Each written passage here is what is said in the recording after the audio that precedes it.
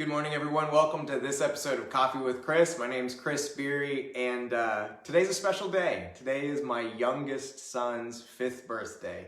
And what's interesting about my youngest son is that he kind of represents this final episode for me of being a father to a baby. And I really felt that when me and my now wife first got together, we're a blended family. So she had kids of her own. They were very young. I had a son of my own. He was very young. And having an opportunity to be in a stable, comfortable relationship and raise a child together was unique. Raising all of our kids was unique, but our youngest was kind of our chance to, quote unquote, do it right. And we didn't. We still didn't. It was this incredible experience of just failing and failing and failing and just keeping our nose pointed forward. And fortunately, we failed in the right direction long enough, and we got to where we are today. But I remember 5 years ago, my wife and I, then fiance, had just rented our first house together, and I couldn't afford it. We couldn't afford it. I was, bartending and on the weekends, trying to build my real estate business during the week. That was difficult, and I struggled to keep the lights on. I struggled to keep the water running.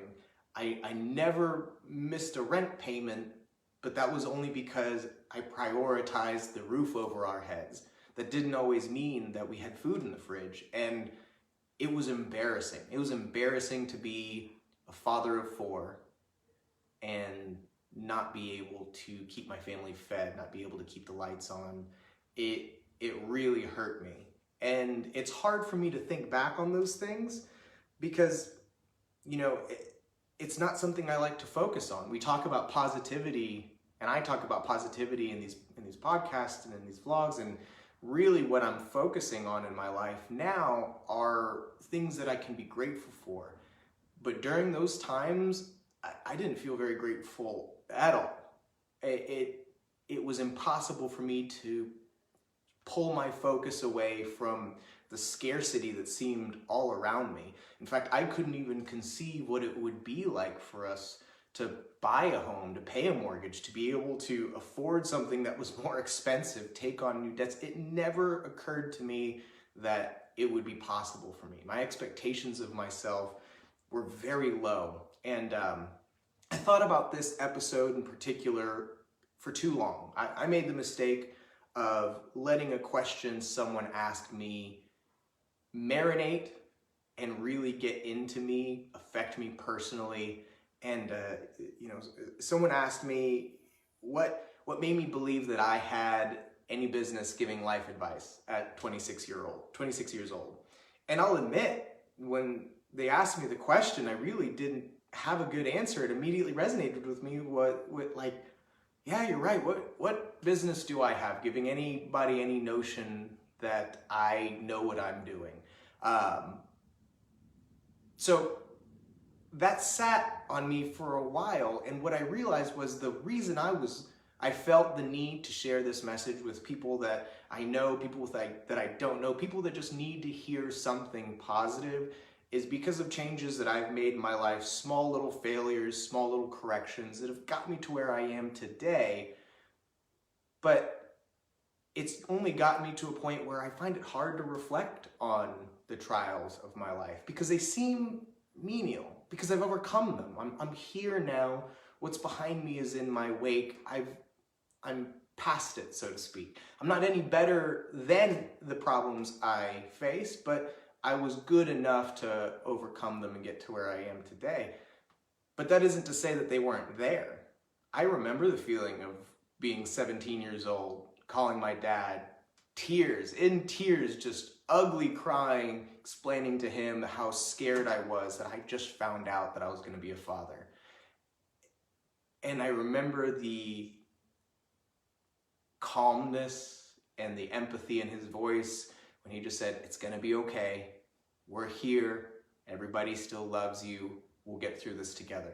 And at that point in time, I didn't know that there was anything out there for me that was gonna fix my problem.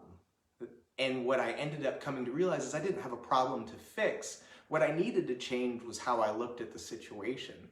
And instead of viewing being a young father, becoming a teenage father as a problem, I used it as a launch pad. I used it as a point of, this is my opportunity to, years before that, for the years leading up to that, all I wanted to be was an adult. I wanted to have a car, I wanted to drink beer, I wanted to smoke cigarettes, I wanted to do all those bad things because I wanted to be an adult. Here was my first real opportunity to man up.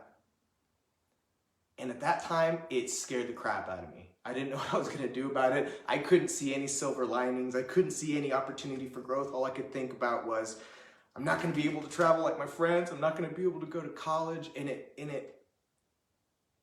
that was, at that time, the hardest thing I'd ever gone through. Prior to that, teenage dramas, issues with my relationships with my parents here and there, mostly due to my actions and my behavior during teenage years. We've covered that. But it really wasn't a matter of, I never faced anything difficult. It was just that what I found was difficult, what put enough barrier in my life to keep me from pushing and achieving more, getting better grades, doing better in sports, the resistance I felt was strong enough to hold me back. And looking back on it, for just the last few days after somebody asked me that question, all I could think was, any trials I've faced in life, I felt were overcome when I identified that the only thing holding me back was a personal weakness. And so now when I look back on the trials and tribulations I've been through, they feel menial. Not because they were nothing to consider, that they were no impact on my life, but just that at some root point, anything I've gone through at this life, I overcame when I identified that it was a weakness inside of me that was holding me back. And so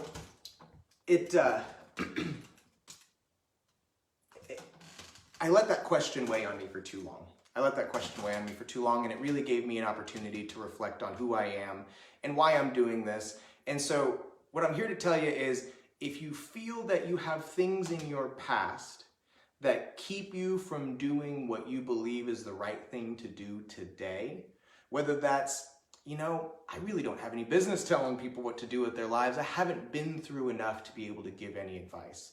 Or I've been through so much in my life, I'm damaged goods. I'm not ever going to be worthy or capable or disciplined enough to get here because I've spent so many years making bad decisions or letting bad things happen to me, being the victim to the world around me, and you feel that you no longer deserve something better wherever you are.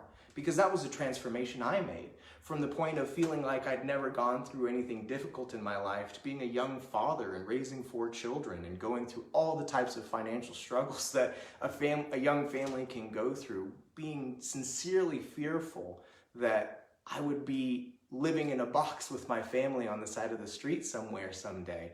I'm fortunate to have family and a community around me that never let that happen to us, but there are times that it got dangerously close. And the change that allowed me to see that there was more in the world for me wasn't that I began to work harder. It wasn't that I thought that things had changed and now I deserved more or I deserved better because things had changed and I was now better than my past. It was because I made the conscious decision to expect more from myself. And importantly, I married someone who held me to a high standard. And she told me every day, you can do more and you're choosing not to. And so it wasn't just the choice to do more, it was the choice to believe in myself and understand that there's light at the end of every tunnel. And the only people who can't see it are the people who intentionally look the other way.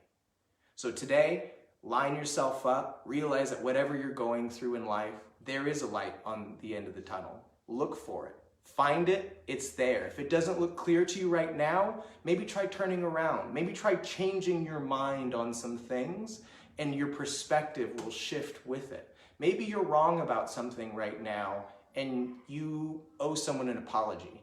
But it's so hard to let go of that anger and fear for something that happened in the past But keep in mind, when a boat is on the water, it's not the wake that drives it forward. It is the engine on the boat itself. Be the captain of your own ship. Don't let the wake behind you direct you where you go in the future. Make a turn now. It's an opportunity to do better. Get up, get out, do something. Because whether you choose to make that decision today or next week or next month or next year, now is the perfect time for you to start inching towards your new path. Your new destination is something that you choose today, and you'll choose it again tomorrow. And if you fall off that path down the road, don't worry, you can always get back on. So look for that. Don't let your past hold you back, whether it's past traumas, past relationships, say you had a better job once upon a time and now you're in a worse situation. You're not living up to the standard you once set for yourself. Keep the standard high. You still deserve that for yourself. Keep pushing forward, but understand that it requires you to change your mind first and then take action to grow in that direction. Thanks everybody for being here with me today. I really appreciate you spending your time. I believe that I have something positive to add to your day. I hope that that's true. I hope that you take this opportunity to think about how you feel about yourself, what you expect of yourself, and expect more. Push yourself further because you can do better. And I believe in you. Take as many opportunities as you can to love somebody today. Have a great day, and I'll see you in the next episode.